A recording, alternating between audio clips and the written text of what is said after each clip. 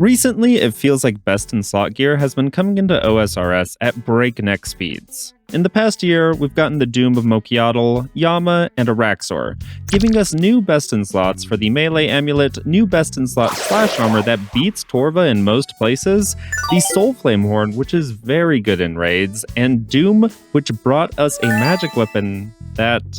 well, it's really good. It beats the Shadow in a couple of places, and the special attack synergizes with the Shadow. We also got new best in slot mage gloves, and the Avernic treads are best in slot for every style. They are cracked. Jagex has shown they are still able to expand the mid-game with the new Arcan Blade, the Perilous Moons gear, Royal Titans, and the new blowpipes that are coming with sailing. But it does make me wonder, what is coming next for the best in slot gear for each style? Let's take a look at Melee. We've got the three main sets. The standard, good at everything Torva set, the Inquisitor set that specializes in Crush, and Oathplate that specializes in the slash attack style. You could add Sunfire and Justiciar in here, but there's not a lot to do with these sets. Prayer gear is mostly reserved for AFKing and Slayer, and it was recently added into the game with Colosseum. And then Justiciar is Justiciar. Adding an even more defensive set doesn't make much sense at this point in the game. The style that sticks out, obviously, is a stab-based armor set. You could point to Mixtide as the stab-based armor set, but that's clearly an early to mid-game armor set. So, what about an endgame stab-based armor set? At this point in the game, I'm not sure an endgame stab armor set makes sense, as it almost completely kills the Torva set. And if you're new to RuneScape, Jagex doesn't like to make endgame equipment redundant. Except for you, Harmonized Staff. Sorry. Besides making Torva redundant, stab armor would step on the toes of Crush and Slash content. This is because of the Fang's passive of rolling accuracy twice. Take, for instance, Tecton. He's weak to Crush, so you would think that the Inquisitor's Mace, our best Crush weapon, would beat the Fang, a stab weapon. But because of the Fang's insane accuracy, it wins here, and a stab armor set would expand on the Fang's supremacy. The melee armor set I think is most likely to find its way into the game next is a way to reinforce the Inquisitor armor set. There was a time in OSRS's history where the developers wanted to balance high power with low defense. And the Glass Cannon build does have some nice balancing thoughts behind it, but with the addition of Torva and Oathplate, this balancing decision has obviously been abandoned. This wouldn't really change the use cases of Inquisitor's armor anywhere, but it would be a slight buff that would be pretty welcome. The most common idea I see is to break down Justiciar armor to reinforce it, which I'm not opposed to.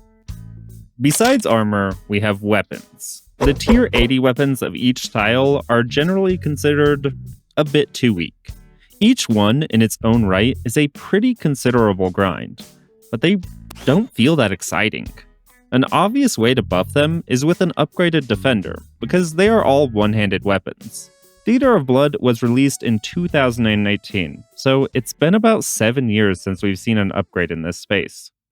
Once again, an upgraded defender buffs the Fang quite a bit, which maybe isn't a problem, but the Fang is considerably easier to get than any of the tier 80 weapons and is much cheaper as a result.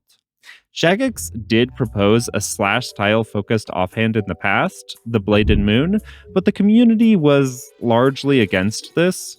Instead of an upgrade to the defender, I could see attachments rolling out to the tier 80 weapons to upgrade them, either adding a special attack, a special effect, or just a flat out stat increase. Jagex has taken this route with armor and jewelry lately, so I think we could see a way to upgrade weapons coming at some point. In regards to the Mega Rares, Slash is covered with the Scythe, and Stab has the Fang, which is already so strong that it's actually hard to find space for a Stab Mega Rare.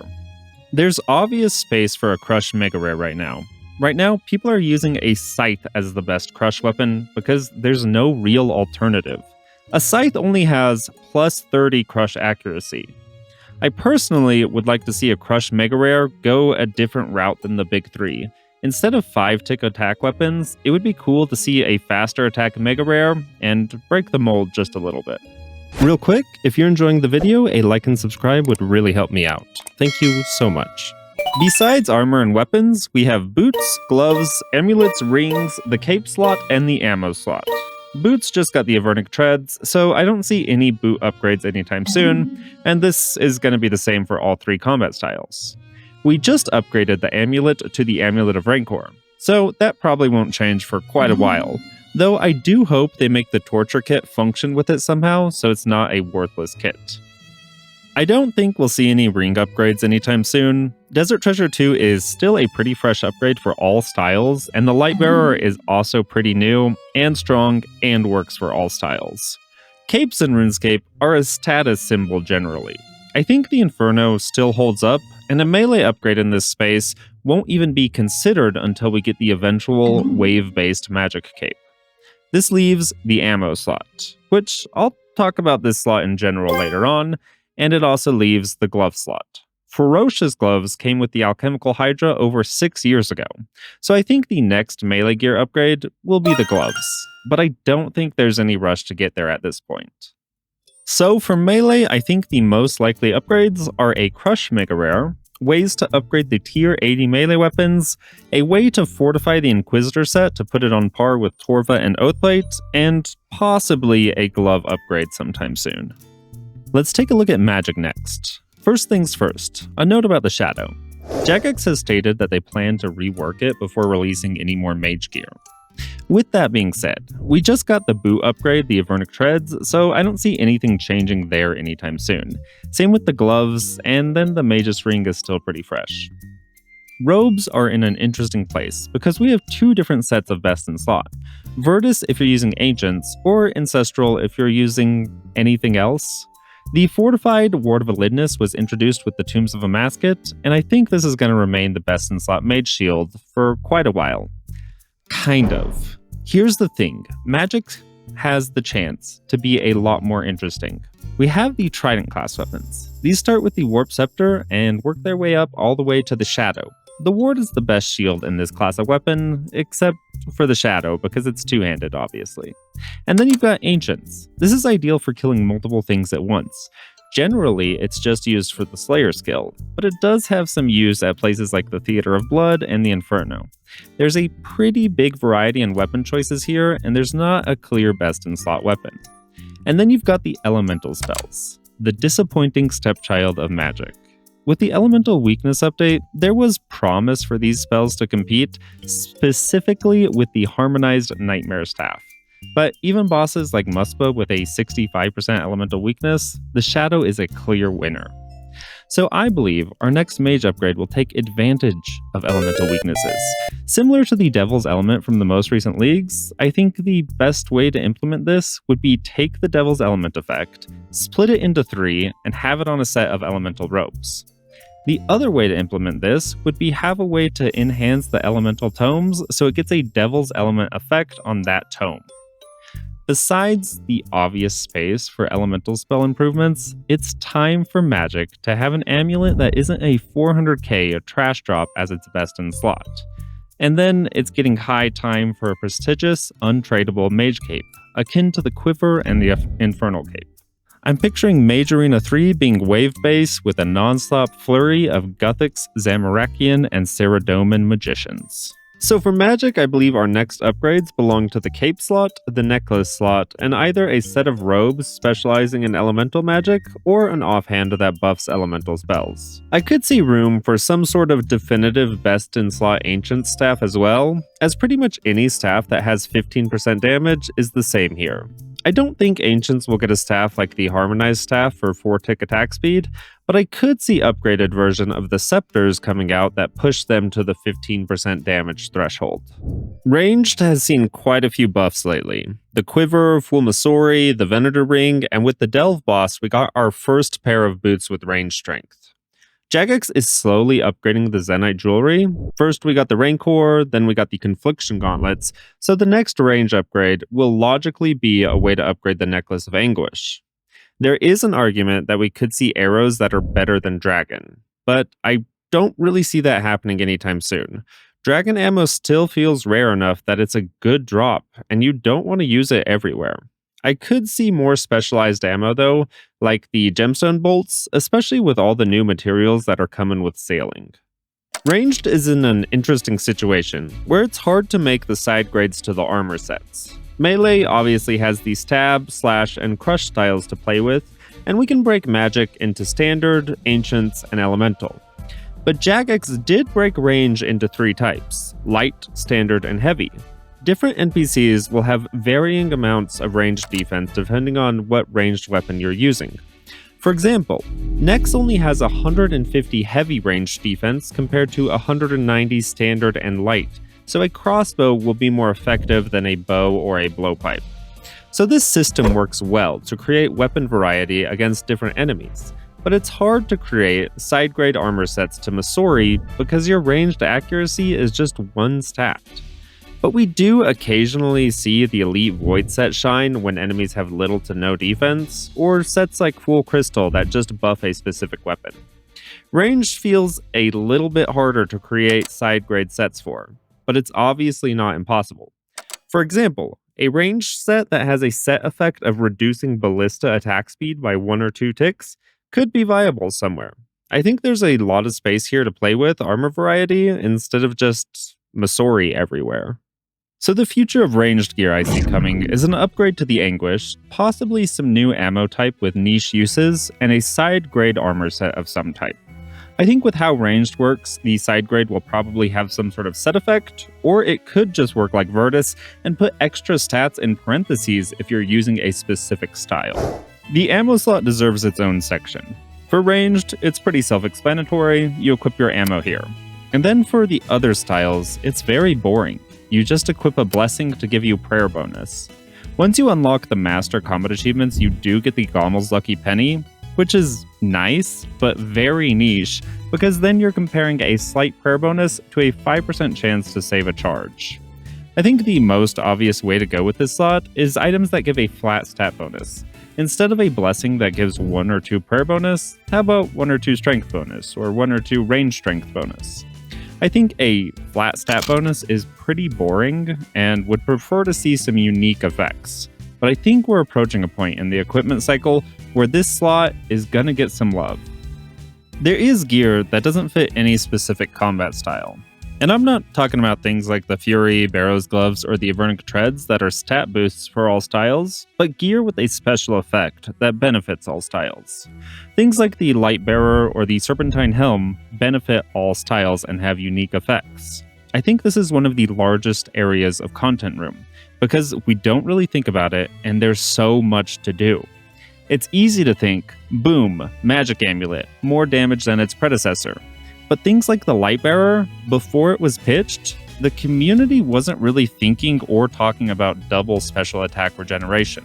Between poison, venom, burn damage, and bleed damage, OSRS has quite a few special effects now. I could imagine an amulet that adds a burn or bleed damage effect to weapons without it, or possibly doubling the amount of burn or bleed damage dealt. I know we don't have any bleed weapons yet, and only a few enemies cause bleed, but in the sailing blog, Jagex is pulling an anti-bleed potion, so I think we'll be getting something in this space soon.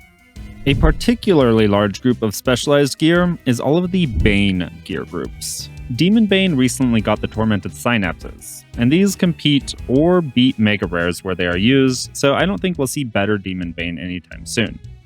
Dragon Bane feels like it's in a pretty healthy spot. The Dragon Hunter Lance is a key item for many people before they start their Chambers grind, and the Crossbow and Wand are both good stepping stones before getting to Mega Rare territory. I don't see a lot of space to add more Dragonbane gear. The Karis Partisan is a pretty good Bugbane-based weapon with bonus damage against Kalphites and Skabarites. There is technically room here for a range or mage version, but I don't really see this happening. There is a Golem-Bane weapon, with bonus damage against golems. The Baronite Mace is the only weapon with this attribute. Jagex said they're going to add this attribute to the Granite Hammer as well, and then give more enemies the Golem attribute, namely Gargoyles and Grotesque Guardians. The Granite Hammer is still going to be pretty weak, so I think we'll actually see an upgrade in this space sometime. I also think they should consider classifying Tecton as a golem to give mid-game players more options against this tanky piece of The most likely Bane effect I think we'll see coming up is Vampire Bane. Right now, vampires are immune to damage unless you use the correct weapon. The best one currently is the Blisterwood Flail. If you've ever AFK'd Firewatch, you know that this is a pretty bad weapon overall. What I think we'll see is not an upgraded weapon here, but an upgraded version of a Farady's Aid that allows us to use any weapon. If you're unaware, a Farady's Aid is an enchanted topaz ring that allows you to hurt vampires with any weapon. But your damage is nerfed, and it actually doesn't work against the highest tier of vampires, except for the bonus accuracy with silver weapons. It's a pretty bad ring overall. We are getting the Vampire Finale in early 2026, so I'm fairly confident we'll see an expansion to Vampire Bane type equipment, either through a new weapon or a method to use any weapon. Equipment isn't the only upgrades we receive though. Muspa introduced the Saturated Heart, and Yama more recently introduced the Surge Potions. A side note on the Saturated Heart, I think they need to make Forgotten Brews divinable. I haven't seen many good arguments against this, but it helps bridge the gap between Forgotten Brew and Saturated Heart. The Herb Lore skill still has plenty of room to increase our power. The Surge Potion in particular represents an important change. I believe that this is the first consumable combat item that mains can't buy. Divine Super Combat Potions, Ceradomin Brews, Anglerfish are all tradable and mains can just buy them. But with the introduction of Surge Potion, Jagex is saying, if you want the best potions in the game, you have to train your skills. Side note, I actually don't agree with Jagex on this. I play Ironman because I derive some sick pleasure from getting my own stuff, but a big appeal to playing a main is you can just buy the things you don't want to grind. Quite frankly, it's only a matter of time until we get overloads in the main game. And this isn't a secret either. When Menophyte remedies were pitched in the TOA blog, people complained that they were too niche, and Jagex responded saying they want it to be a component for overloads in the future. Man, I'll tell you, if I were to make a grand exchange bet, I think Jagex has been getting us used to the idea of overloads with blighted overloads in Deadman mode, and that time they were thinking about adding blighted overloads to Scorpia's drop table. Besides Herb Lore having untradeable rewards, other skills could get these as well. I could see smithing getting a level 80 to 90 level requirement to smith a boss drop into some sort of ingot, and that's where the +1 strength bonus ammo slot comes from. There was a lot of talk about God alignment prayers about a year ago. We saw a couple of pitches from Jagex, but it seems like more or less that this project has been shelved. This mostly makes sense to me as it's really hard to justify and balance giving somebody a significant buff for what amounts to completing a quest. I do think they could explore the idea of more prayer scrolls like Rigor and Augury as a rare drop. While the God alignments ended up being too much at once, and it's somewhat annoying to switch your alignment based off of a particular activity, some of the more interesting prayers could be added as a drop.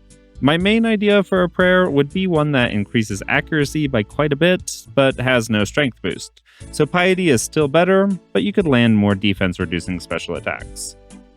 The last bit of gear improvements I would like to talk about is non-combat gear. Things like how the magic secateurs are a buff over the normal ones, and Graceful is better weight-reducing gear than the Spottier Cape or the Boots of Lightness. We almost got the Demonic Digger, and then we almost got a nerfed version of the Demonic Digger. This would be a very nice item for farm runs, and even Chambers of Xeric runs if you do prep. As we all know, it didn't get added with the Doom boss, but it sounds like Jagex is going to explore adding it in a future update.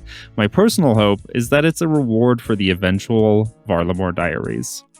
Lately, we've been getting some fishing enhancers which make fishing quicker, things like the Demonic Worms or the Shark Lures, and we already have the Blood Essence as a rune crafting enhancer. It feels like when we get the true Soul Altar, we should be getting a Soul Essence item for rune crafting as well. Besides that, some non-combat enhancements I could see are mining and woodcutting enhancers that make getting the materials quicker, more types of combination runes following the success of Aether runes, an upgrade to thieving success rates in some form, and some sort of crafting update. For the crafting update, I'm thinking of some way of making jewelry quicker, because right now it's really awkward just doing 13 at a time. Something like the bowstring spool Fletching just got might be nice, but it's kind of thematically awkward. So what do I think is most likely to come and when? Raids 4 is in 2026. They said they'll talk about it more in the Winter Summit, but it's always fun to theorize. Tob and TOA both had 7 uniques, so I think that's a good number to work with. TOA did a bit of each combat style, and I thought that felt pretty good. So I think some potential rewards are a Crush Mega Rare, Elemental Robes as an armor set, a special attack weapon that introduces bleed damage, and everyone's gonna underrate it at first, but then it's gonna end up busted, just like the Fang was, a piece of jewelry with a special effect, like, I don't know, doubling burn damage, or something off the cuff like giving ranged weapons a longer attack range, and a piece of ranged armor that buffs a specific style, kind of like what Virtus does for Ancients, but maybe just for Bracers or the boots. The new quest is going to take us to the land of Vampirum. We can visit here after the quest, but it won't be a large area. They say it'll be a bit larger than the Stranglewood. They did state that they are planning a major piece of content here, and several smaller ones covering both PVM and skilling. I think we'll get a new Vampire Bane weapon from the quest, and we could possibly see Mod Arcane's Sanglemancy Game Jam. I also am of the belief that a repeatable boss makes sense here as the major piece of content with a gear upgrade here. Possibly the Necklace of Anguish upgrade with a smaller mid to late game item drop as well, similar to how Araxor is structured. Because of Inquisitors and Justichar's tie to Mauritania, I could see an unlockable way to reinforce the sets with one another in this region as well. Also, the skilling activities mentioned here very well could introduce the catalyst to make overloads a reality. And we don't have much more endgame content confirmed. At least not until the Winter Summit. So I see lots of gear areas across the 3 styles that could be improved on, but will probably be drip-fed it over the course of years. For example, we know Menaphos is coming, and it will likely bring the Soul Altar and a ton of new content, but I doubt we'll even see it in 2026. But God, do I hope I'm proved wrong on that. And I kinda prefer the slower power creep release schedule. Yama into Doom felt like a ton of new best in slot all at once.